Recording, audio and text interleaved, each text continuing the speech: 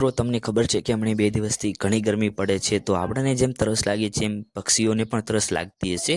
તો તેઓને તરસ લાગી છે, એના માટે કરીને અમારી પાસે એક જૂની માટલી હતી, તો તેને આપણે આ રીતે સ્ક્રૂડ્રાઈવર અને પથ્થરથી આ રીતે કૂટી અને એને સરસ મજાની આપણે એને બનાવી દઈશું. મિત્રો આપણે રીતે એને કાપી અને આવી રીતે સરસ મજાનું બનાવી દીધું છે, અને હવે આપણે પાણીથી પેક કરીને પાછળ વાડામાં જઈને આપણે મૂકી આવશું. તો મિત્રો સામે જે તમને શેરનું જે તમને ઝાડ દેખાય છે ને, ત્યાં આપણે આને બાંધી દઈશું અને એની અંદર આપણે ઠંડુ પાણી નાખી દઈશું.